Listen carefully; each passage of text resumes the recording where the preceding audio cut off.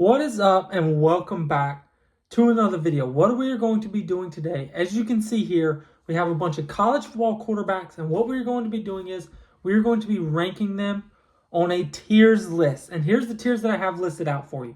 We have at the top Heisman contender. Right under that I have great, then I have good, then we have mid, then we have has potential, and then bad. I don't know if any of the guys on this list are going to fall into the bad tier. I skimmed over it right before I made this video. I didn't look at it too long because I wanted this video to kind of be like my gut reaction, like first time looking at it. But I did look at it to make sure just that I could identify everyone on the list.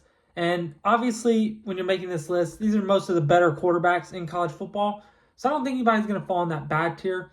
But still, and this list is going to be based on how I think these guys are going to perform next season. That's important.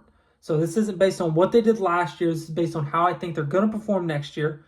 And with that being said, let's get right into this. The first guy we have is Lenore Sellers. I'm going to put Lenore Sellers in the great category. And that doesn't mean that I think that he is incapable of winning a Heisman. That's just going with my gut feeling. I don't think he's going to be one of those Heisman finalists. I think he has a really good year. He definitely could be a Heisman. He's a Heisman talent, but I don't think that he's going to be one of those like top 5 guys. But I do think he has another really good year. And he's a great player. As a Clemson fan, I should know. I got to witness him firsthand run all over Clemson. He's such a great athlete, man. And the next step for him, he already has such elite arm talent. If they can just he can get just a little bit more consistent throwing the ball. He's as good of a prospect, an NFL prospect, as anyone in the country. I mean, no one is as good as him with the legs. And a lot of that has to do with the lack of talent they have with wide receivers on the edge. But he's a great talent. DJ Lagway, I think Lagway is going to be good. I definitely don't think he's going to be mid. I don't know if I think he's going to be great. I'm maybe not as high on him as other people are. He showed flashes. He, again, was really inconsistent. He was kind of boom or bust, not necessarily in a game, but with, like, his passes. It's like he either completes a 50-yard pass or throws an incompletion. A lot of times I would look at his stats. He's like, or watch him play, he goes like 6 for 14 with like 250 yards. He has potential to be one of the best quarterbacks in the country. I think he's going to be really good.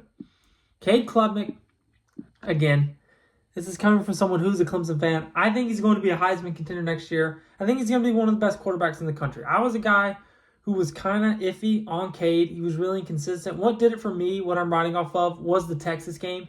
He played his best game of the season versus the best defense he played against all season. And Clemson has maybe the best wide receiver room in the country returning next year. So that helps a lot, and there's definitely a little bit of bias going into that too. But also, it's a very trendy pick. He's the betting favorite to win Heisman. So I wouldn't say that it's a crazy thing to say.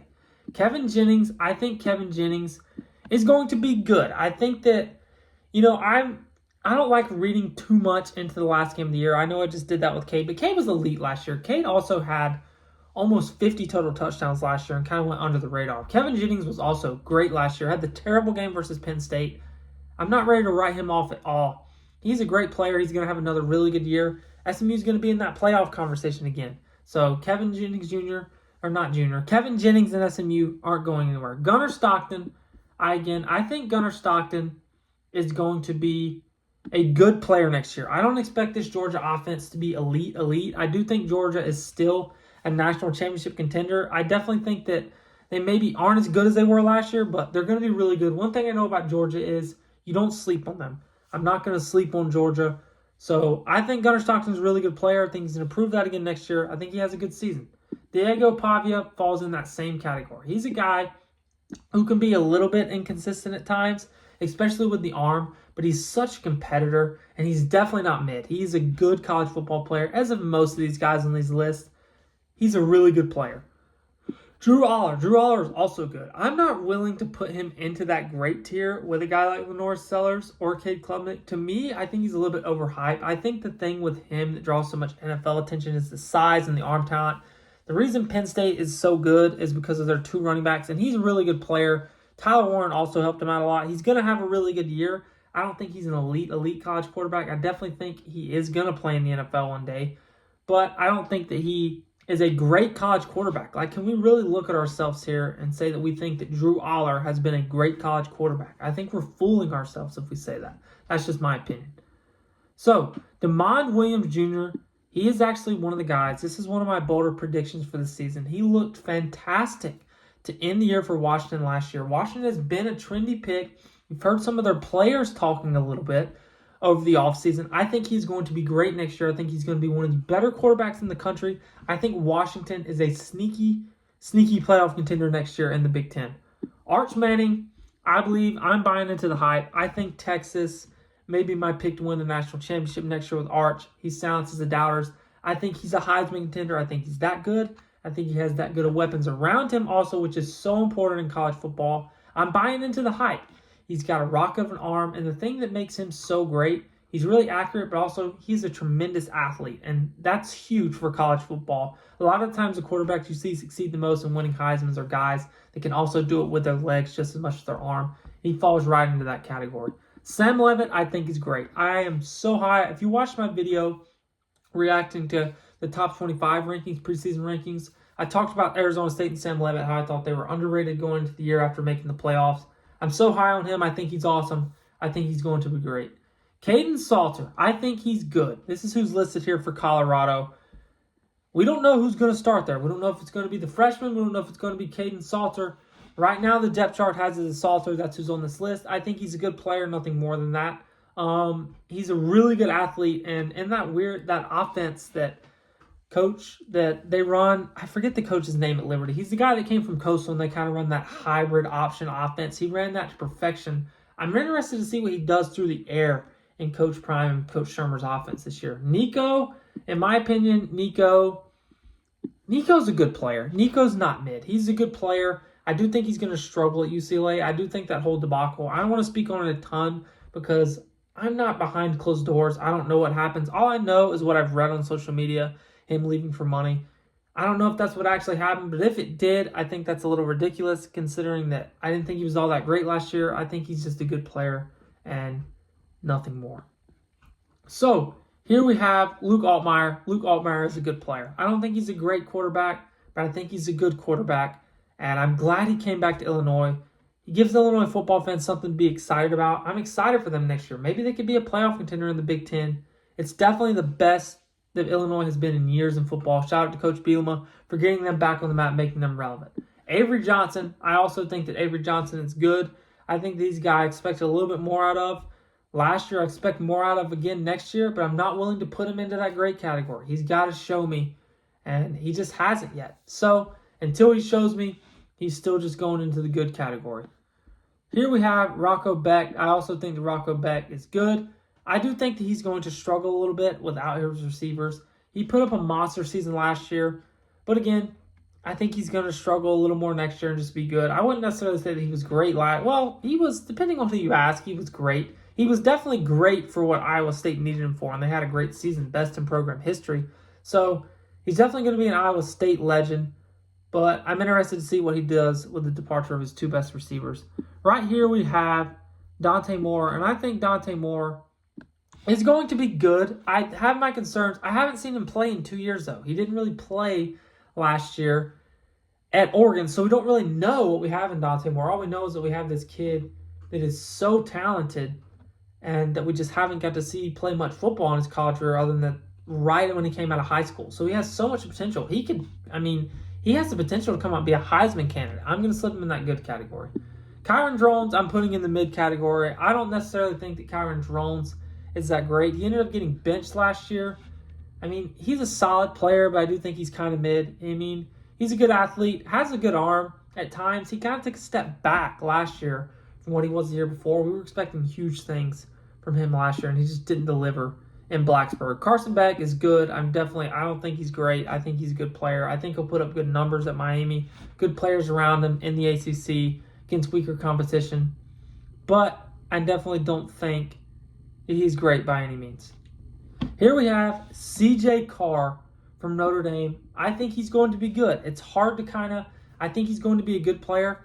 I don't know if I think that he's going to be great. It's hard to say. Haven't seen him play any football yet, but I think that Notre Dame's going to be a good team again this year. Julian Sand, this is another one of my, semi-bowl predictions. I think he's going to be great. I think the Ohio State wagon keeps rumbling. Again, if you watch my rankings video, I'm really high on Sand, and I think Ohio State has a great chance to go back-to-back. Also, it makes your job so much easier when you have receivers like Jeremiah Smith and Tate to throw the ball to. He has two of the best receivers in the country.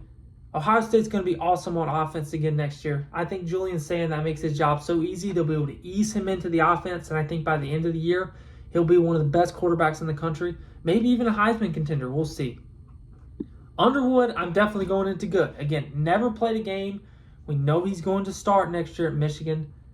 We don't know what he's going to do. I'm interested to see. He looked a little shaky in the spring games. People were complaining about that. I don't think you can take a ton out of the spring game. I mean, come on. I mean, he's the number one recruit in the country. I definitely think he's going to be good. The Michigan offense revolves a lot around the run game anyway, so maybe he doesn't put up huge numbers. But Michigan's definitely going to be a lot better next year than they were last year. I think they're a top 25 team this year. So I think this is maybe the most interesting player on the list. This next guy is another one of my bolder predictions. I think Fernando Mendoza is one of the best quarterbacks in the country. I said it on my top 25 video, and I'll say it again. If you have not had a chance to watch this guy play, if you think Indiana's going anywhere, if you think they just had some miracle season, they are not. They picked up, in my opinion, what may be the best quarterback in the portal, or one of them, definitely a top 5 one. Fernando Mendoza from Cal. If you haven't had a chance to watch him a lot because he played on the West Coast, he's awesome. He's a great athlete, has a big arm. He's accurate. He's an NFL quarterback, in my opinion. I think he puts up monster numbers at IU next year, and I think he maybe could be even better than Rourke was last year. I think he could be a better player than Curtis Rourke. He's great. Dylan Raiola, you know what? I'm going mid. I don't think Dylan Raiola is that great. I expect Nebraska to struggle again next year. I feel like it's one of those things. This is being a little unfair to Raiola. It's more about Nebraska. It's one of those things where every year with Nebraska, we think they're going to take the next step. We think they're going to be better. And they were a little better last year. But still, he showed flashes of it. But he wasn't great last year. He kind of started okay, then fizzled out.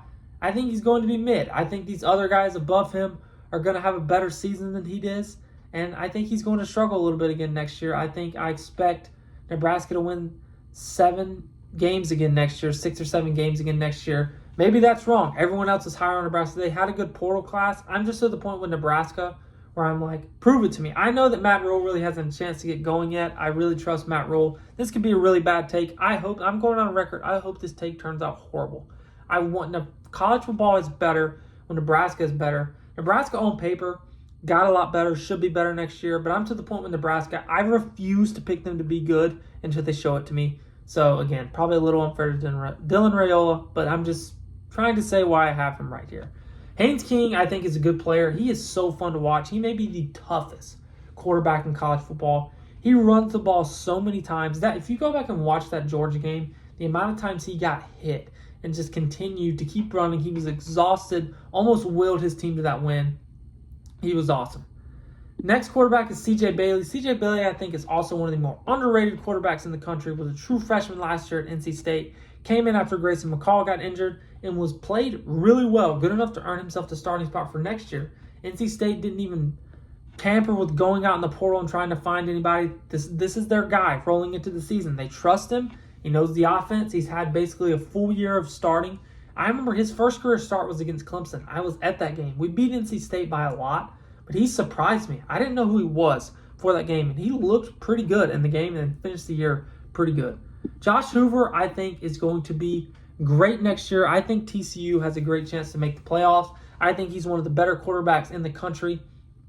I expect big numbers out of him next year, big things. I think Sonny Dykes may get the Horned Frogs back in the college football playoffs next year. I definitely think they're going to have one of the better offenses in the Big 12, and the Big 12 is very winnable. It's wide open again next year. The Big 12 is so fun to watch to me. John Mateer, I think he's going to be good at Oklahoma. I don't know if I think he's going to be great. I know he was great last year at Washington State. Oklahoma hit the portal hard. They brought in Jaden Ott at running back. They brought in Mateer. They brought in some really good receivers in the portal to put some weapons around him, but their offense was so bad last year. I feel like I have to see those weapons all come together before I trust them to be like an elite offensive team and for Mateer to put up an elite season. I think he's a great talent. I just think that he may struggle in the SEC, and maybe that some of those other teams have a little more talent than Oklahoma still, but still expecting a big jump for Oklahoma next year. And if not, Brent Venables' job is 100% in trouble. Jackson Arnold, I'm going to put Jackson Arnold in the has potential slot, and I think that's fair. He was terrible at Oklahoma last year. A lot of it was they had tons of injuries at receiver. I'm not willing to throw that out the window. I'm not going to blame it all on Arnold. I mean, you can't do that. They brought Michael Hawkins in. He played just as bad. But, and again, there were injuries to the receivers, but he was one of the most highly touted quarterback recruits coming out. He was supposed to be the next big thing at Oklahoma, and he's not showed anything more than having potential. So that's the category I'm going with him. I think he has potential. I really hope he turns it around next year at Auburn. My gut tells me he's probably going to struggle again, but I think he made a bit of a lateral move going from Oklahoma to Auburn in the sense of it's a similar type situation to where Oklahoma was at, a team that's been really stagnant on offense with not a ton of weapons. But he does have better weapons on offense. Coleman should be one of the better receivers in the country next year, so maybe that helps him out. I really hope Jackson Arnold has a good year, but I'm going to put him in the has potential tier. I think Jalen Daniels, who has been in college for around 100 years, it feels like, but I'm glad he's back. He's so fun to watch. He has put Kansas on the map. It's the best Kansas football has been in years. I know Kansas fans are glad he's back, and I respect him so much for staying there and sticking it out. I really hope he has a good year next year after kind of a letdown last year for Kansas, but they really picked it up at the end of the year. They really, really picked it up. So expect big things from him next year. Thomas Castellanos, I'm putting in the mid-tier. He was mid at BC last year. I think he's a talented kid. Florida State seems to love him. Norvell's raving about him. I trust Norvell, but also at the same time, what is Norvell supposed to say about his quarterback? He also raved about DJ last year, and we saw how that went. I'm not saying he's going to be DJ. He's going to be better than DJ was last year. But at the same time, he hasn't shown me a ton yet in his college career. I'm a little skeptic about Thomas Castellanos. He definitely is in a better situation. I hope he has a good year. Even as a Clemson fan, I hope he has a good year. I'm not rooting against anyone as a player to have a bad year. But I just feel like Florida State is going to be a little bit of a letdown again next year. That's my gut. I don't know why. That's just what I'm going with. That's what I feel like is going to happen. Taylor Green, I think, is a good player. I definitely think he's very inconsistent. Sometimes he has the greatest game on earth, and then the next game he'll turn around and be 8 for 23 with 3 interceptions. It just depends. Maybe I'm hoping he can get a little bit more consistency this year at Arkansas. But at the same time, I think that he's a good player. I mean, he's still not to the point where I'm going to put him down in the mid-tier. He's a good player, and I think he'll be a little bit more consistent this year. Garrett Nussmeier is a guy that I also think is going to be one of those Heisman contenders next year. I think that he is going to be one of the better quarterbacks in the country. I think he's coming back with vengeance next year. I'm glad he came back to school. I think it was the right move for him, and it's really exciting for college football fans. I cannot wait to be in the Valley week 1 to watch Clemson versus LSU. This is a huge game for both these teams. I know this is a non-conference game, and we're in the 12-team playoff now. Both of these teams need this win. These are both season-building momentum wins for each of these teams. LSU and Clemson are both the teams that have national title aspirations next year, and both of them need that win to kind of signal like, we're here, we're ready to take that step. Garrett Nussmeier, I think, is going to be incredible. I think he'll be competing for the Heisman. And then Noah Fafita, I also think is mid. His freshman year, his true freshman year, he was awesome. Arizona ended up getting going on a run at the end of the year. He also had 2 of the best receivers in the country that year in Jake Cowing and Teteroa McMillan, who just went 8th overall to the Panthers. He loses McMillan this year, his old high school teammate. He already struggled last year with McMillan. McMillan's gone. I think he's really going to struggle this year at Oklahoma with some lack of talent around him too.